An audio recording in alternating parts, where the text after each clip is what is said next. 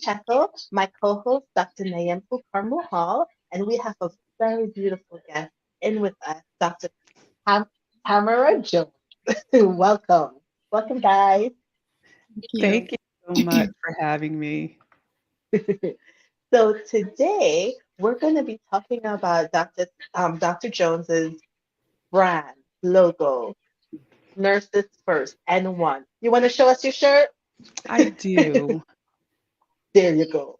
Yes, Nice. beautiful, beautiful. Now, before we get started into the conversation, you have a lot of credentials behind your name, and I am curious. I just want to know what they all mean. If you will be so kind to share. Absolutely. So I do have my PhD in education with a nursing education specialization. I received that from Capella University. I have my master's in nursing education. Um, Obviously, I'm an RN. I will always be a nurse first and foremost. And the CNECL, I am a certified nurse educator, clinical nurse Mm. educator. So that and the PCCN is step down nursing, progressive care certified nurse.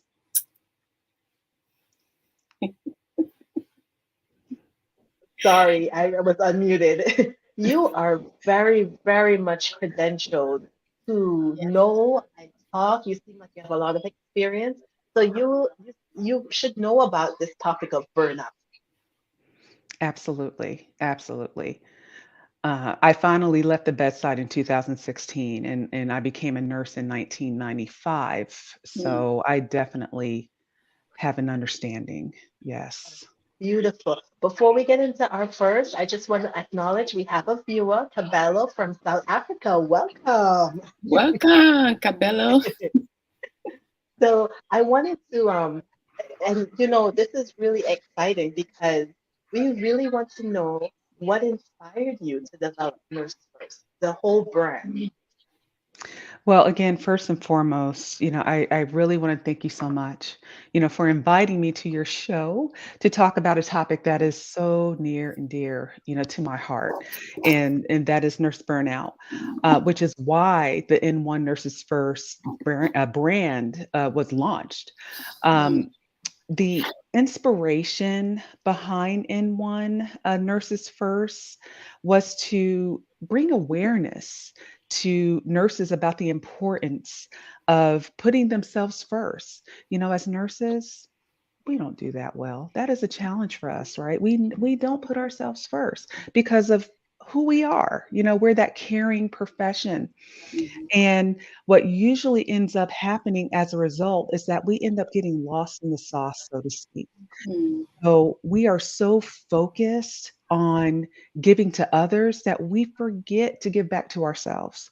So N1 Nurses First was created to as a reminder that nurses, you need to put yourselves first. You have Mhm. to refill your cups. And in addition, it is a reminder that it's okay to not be okay. We can't be the superhero nurses all the time. We have to give back to ourselves. Isn't that deep, Nayampu? I love how she say lost in the sauce. Tamara, Dr. Tamara, this is an amazing brand, not only for the shirt you're wearing, but for nurses to come, inspiring nurses, expiring nurse. Am I using my word right? Aspiring nurses, and even the nurses that we have today in the workplaces. So putting yourself first, you know.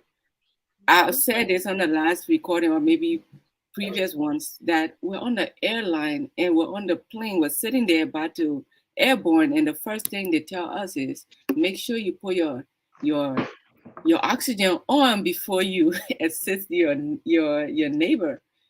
And why aren't we doing that? Why haven't we ever gone into that? We just get so focused on the care we're providing and with whom we are providing the care to. So we forget ourselves. It's like we're neglecting ourselves. So I applaud you for this.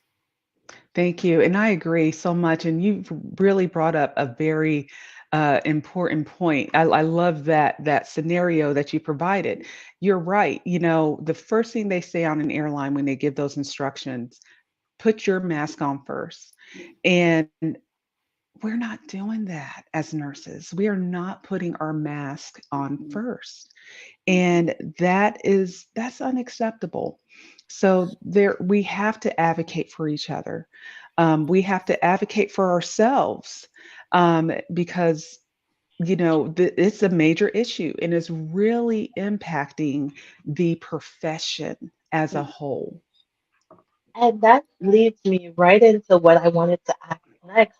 As a professional, what do you see, what do you forecast as the prognosis for our nursing field, in terms of burnout? All of this burnout is happening. Like, are we actually capturing it? And what does that look like for our future? It's I read an article. It was published in 2023, but it did pick up stats from, like, 2022 and 2021 and years prior. And it was saying that, and these are some very alarming facts. I want to say when I read this article, I was really taken aback, as far as the plight of the nursing profession. I mean, you're going to need nurses. I'm not saying the nursing profession is going to disappear. That's not what I'm saying. Mhm. But we will continue to see a shortage based on these stats. Like, for example, um, it says that 95% of nurses have reported feeling burnt out within the past 3 years.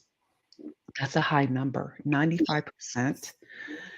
Only 15.6% of nurses felt burnt out in 2019. However, we know the pandemic really shook up the profession a lot, the healthcare in general as a whole. But since the start of the COVID-19 pandemic, that number of nurses feeling burned out, it risen to 62%. So you went from 15.6% to 62%. That's high.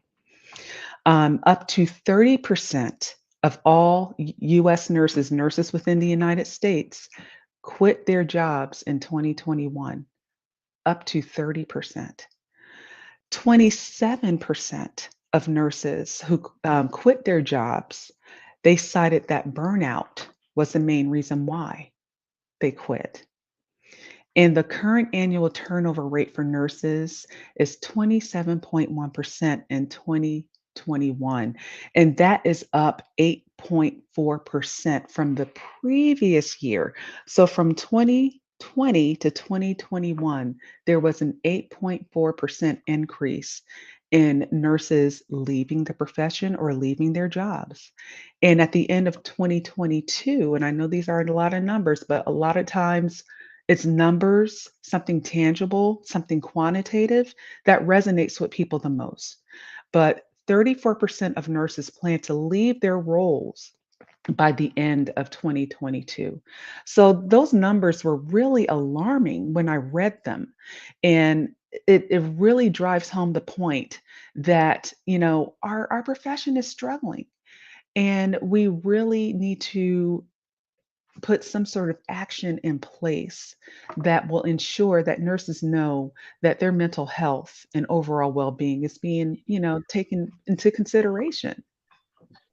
Yeah. And so, what do you think? What moves should leadership take to secure and protect our profession and our professionals? Well, they first need to acknowledge that there's a problem. I mean, that's the first thing. You have to understand and see that there is an actual issue, with the profession. And I believe they know, but they're not really doing enough to help, ameliorate it. And that's the problem. We need some actions that are put in place. But, you know, that's the first course of action, really acknowledging that there's an issue from the leadership, standpoint. Next, it's important for leadership to foster an environment that supports and values the well-being and, whether it's physical, mental, but the overall well-being of nurses. Um, we should engage in nurses in impactful dialogue, listen to their concerns, address the issues that they may have that could possibly contribute to why burnout is taking place. Another idea, which has always been a concern, is to look at the nurse-patient ratios and workloads to make sure that they are not excessive. Encourage nurses to, take their much needed breaks. I remember working at the bedside and 8 hours can go by. And before I had that epiphany, you know what? I haven't used the bathroom today. I Mm. had a sip of water. That's unacceptable. Yeah.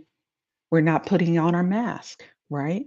We're so Mhm. focused on what we're doing. Now, granted, yes, patients need to be cared for. We need to make sure that we promote positive patient outcomes, but we can't do that if we aren't making sure that we're in a healthy frame of mind, physically and mentally, to do so.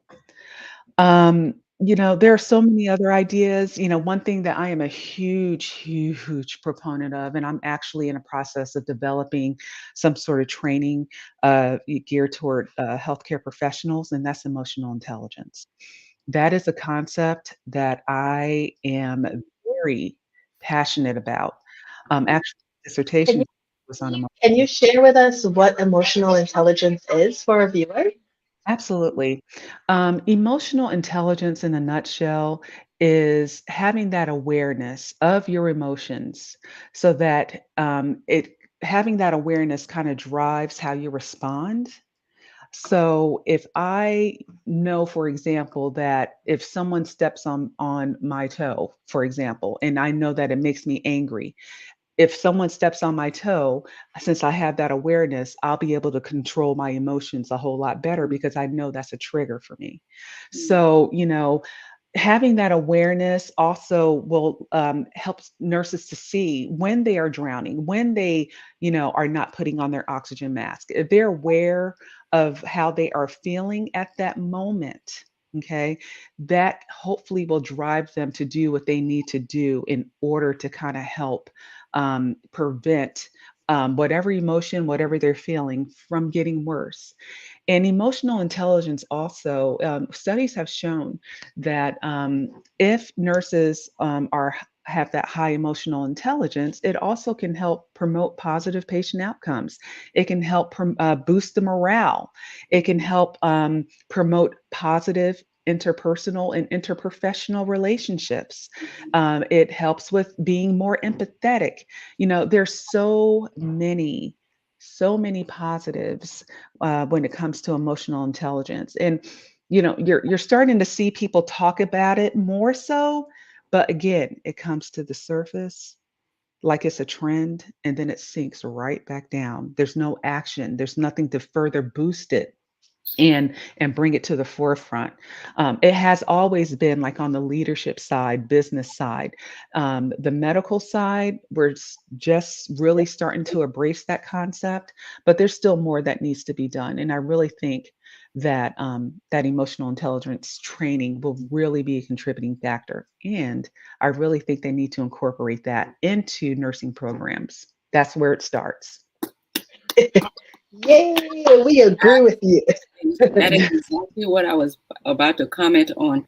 The fact that we're doing all these trainings also means that it should be incorporated in our curriculums, Yes, because when we see nursing implication for certain situations, we should be seeing nurse, something that goes to what the nurse,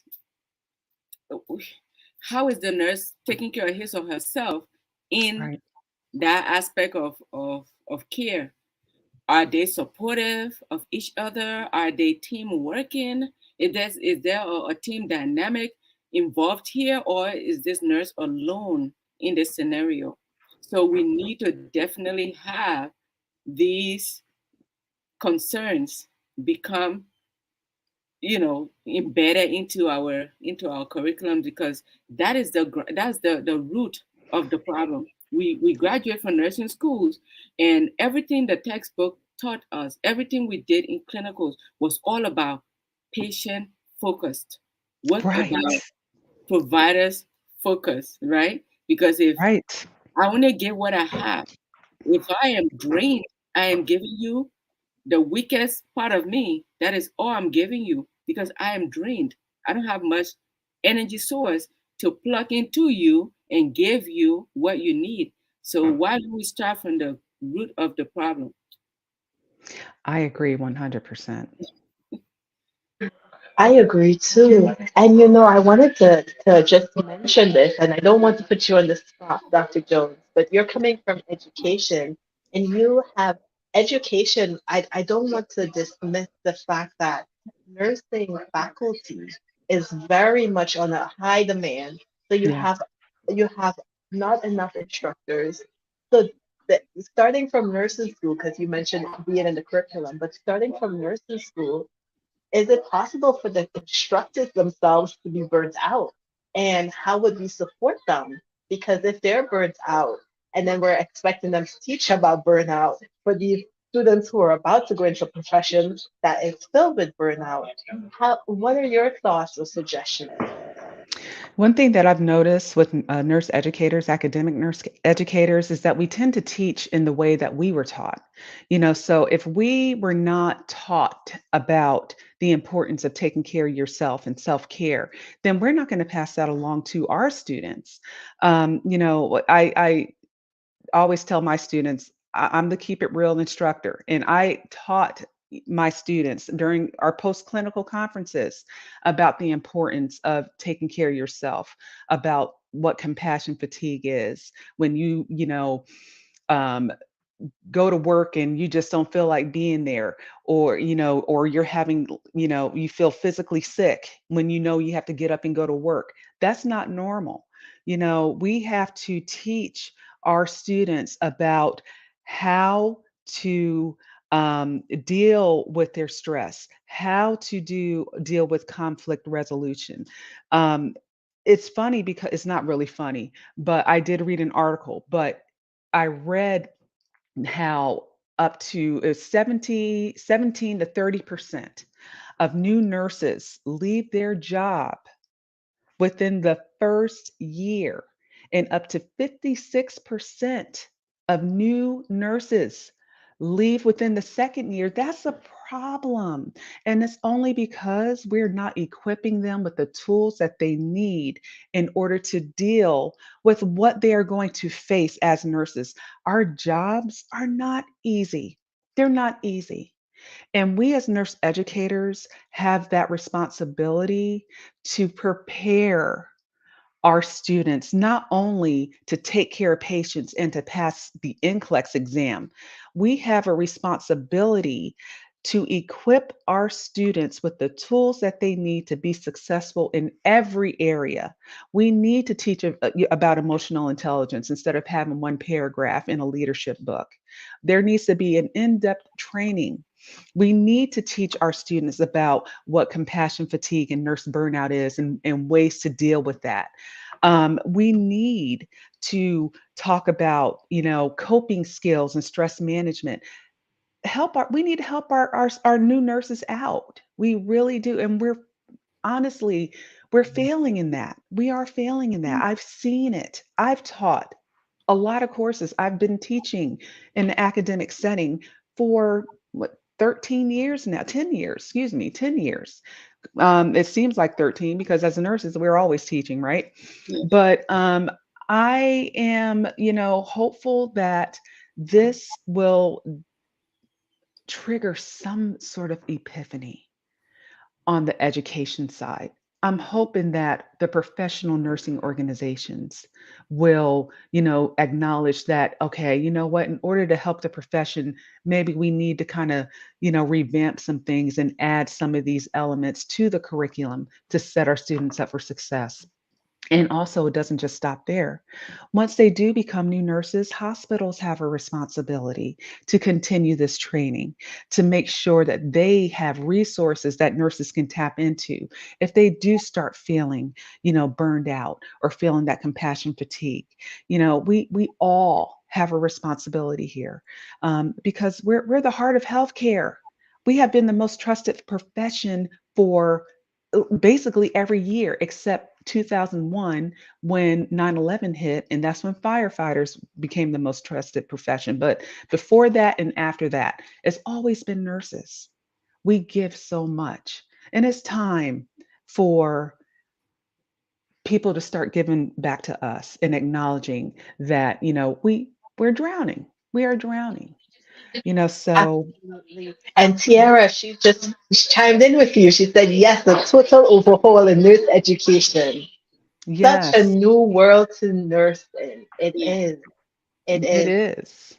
It You really, you know, really is.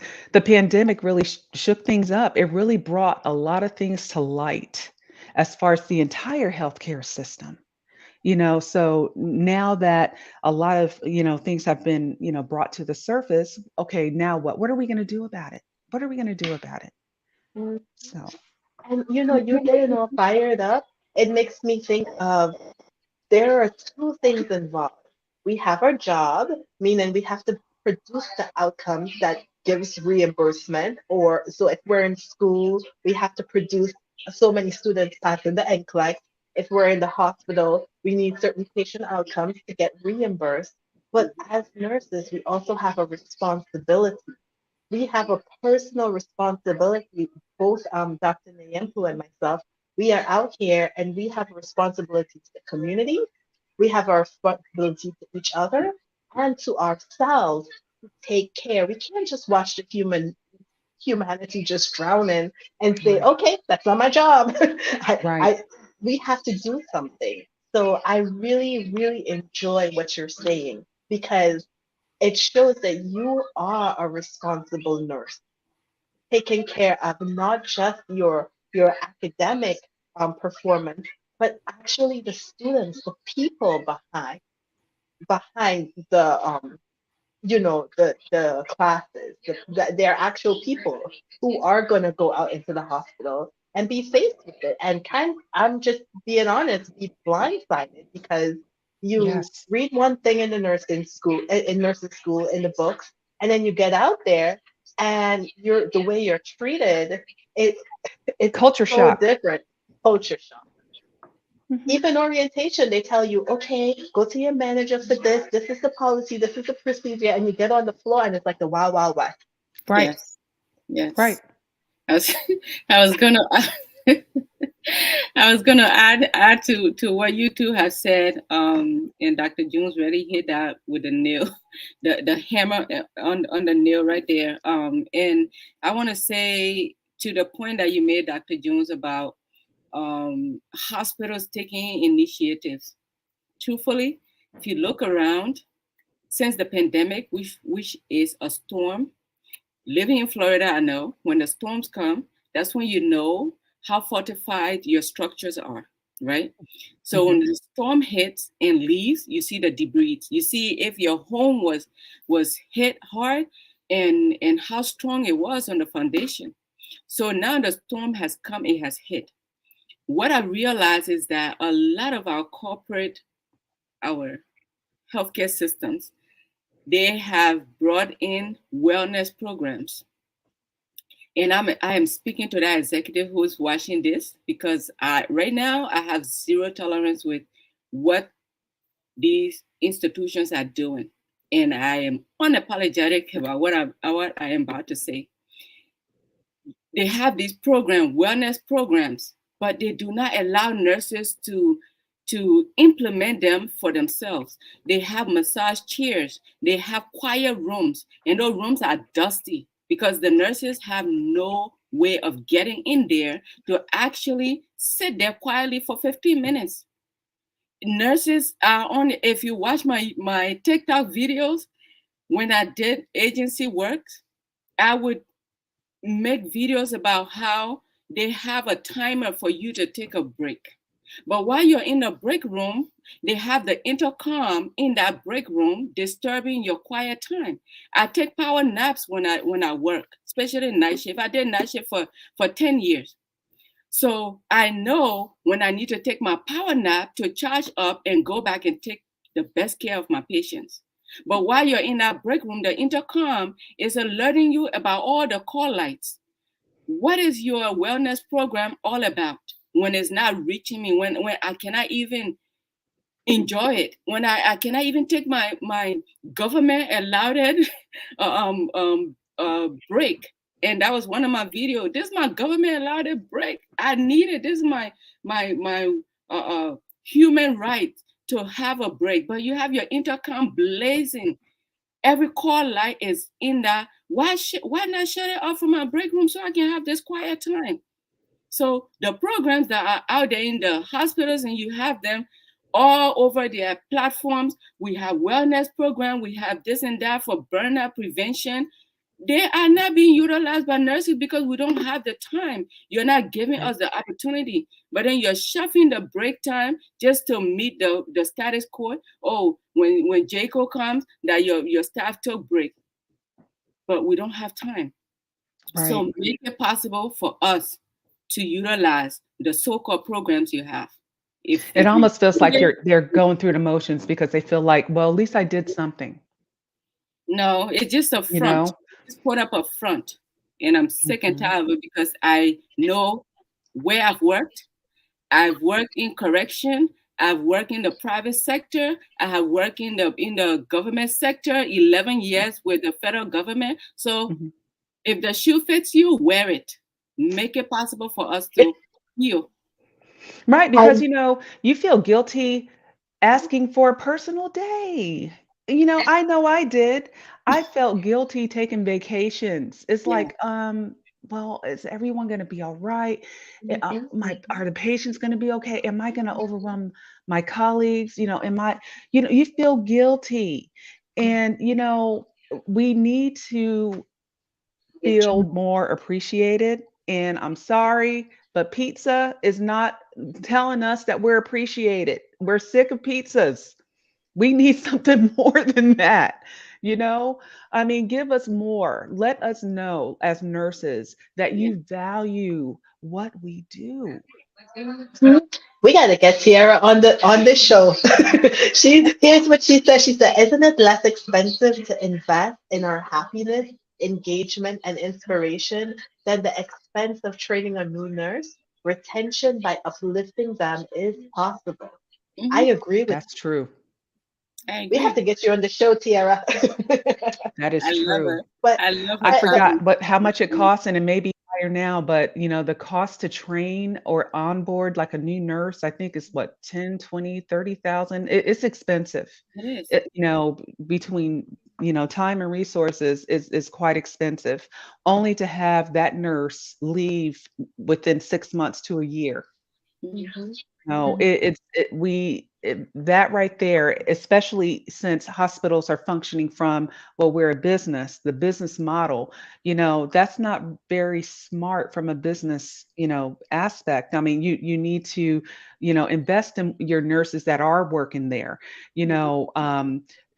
I can't tell you how many of my former students and former colleagues have told me how, especially during the pandemic, how upset they were. There was one situation where, they were bringing in the travel nurses, and hey, that's one thing I wish I would have done. I didn't do that, but I wish I would have done it because you make a lot of money. I did. And there was a nurse who wasn't is an employee of the hospital who was listening to the travel nurse talk about, what, I made $5,000. I think they left out 1,000. I mean, it was like, wait a minute, Mm. that what? Yeah. And said that to the hospital employees. Mm. So, another thing the pandemic did was either made nurses realize that this isn't for them, or, you know Mm. what? I can make a whole lot of money doing travel nursing. So that's why we're seeing such a shortage. I mean, so it's just hospitals need to do a better job taking care of their employees. They really do. And I agree with you. And we're gonna wrap this up in a little bit, but I just wanted to put my 2 cents in there. And somebody's gonna probably ding me for saying this, but I think it's more than just. I had a little stint in administration, and I think it's more than just the business side of taking care of the employees. But I think it's rooted. I love history, and I've always gone back in history and said, you know to have slaves working for you for free, to build a whole system. The economy that Mhm. we have is built on slave labor. Why wouldn't you have just treated them correctly? Why would you have not just taken care? And this is not a blanket, because some people did take care of the slaves that they had, but for the majority, they didn't. And I thought, man, I'm not saying right or wrong, but I'm just thinking, if you have employees, it would make sense to just take care of them because they're actually running your company. But just my thought, this is just my thought. I think control, having that control is really saying I own you. And because I own you, I could do whatever I want to you or Right. for you. I think that has a big role in what we're seeing in the treatment of employees. Mm. I Just my, agree. oh, I agree. I just don't want Ethel Lord. She said workplace satisfaction is so important when discussing attraction and retention of nurses. This is one of the benefits of the Care Provider Partnership Agreement program. And then she has the links here to read about the program. Ethel, thank you so much for sharing your thoughts. I actually think that if I'm not mistaken, her organization, they're ones that pioneer wellness. I think she's out in California, if I'm correct. But Tiara just said in California it takes $60,000 to train a new Wow. nurse. Whew, That's a That's lot. a I don't know. lot. What a waste. That Only person the Nothing. is right, out the door. right, right. Mm-mm. So, workplace satisfaction retention, this is something that we're passionate about. Mhm. Dr. Nayanku and myself, we want to go into the hospitals. We want to go to the nursing schools. We want to hold their hands. We want to help them real time, help them. We have on this Burnout Prevention Network, we have a host of nurse coaches, nurses like Dr. Jones, who have merchandise that will remind them, hey, take care of yourself. Take care of yourself. And just, yes, not just for patients, but also for the administrators, also for the workers. Everyone needs wellness.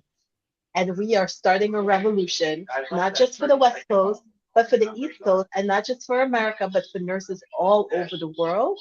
Dr. Nayampu, she is the head and founder of Nurses in Charge, and they are one with us now as Burnout Prevention Network, and we are taking this global. We are saying our nurses, not just in the United States, but all around the world, have done an excellent job of taking care of the population, and it is time for humanity to stand up and take care of the nurses. We are mothers of society, and the way Yes. nurses are treated all around the world is not conducive for a sustained, healthy society.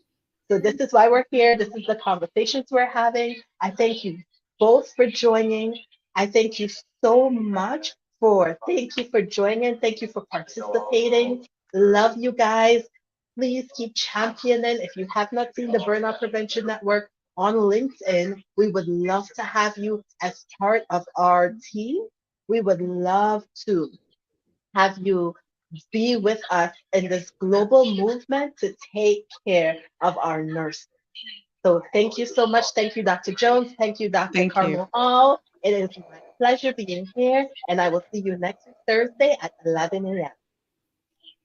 Awesome, awesome. We Ethel said, Ethel, I hope I didn't, I'm not butchering your name. She said, email me at her email. I said, she would love to join our movement. Woohoo! That's awesome. Yay! Love it, love it, love it. So thank you so much to you all, and I am going to end right now.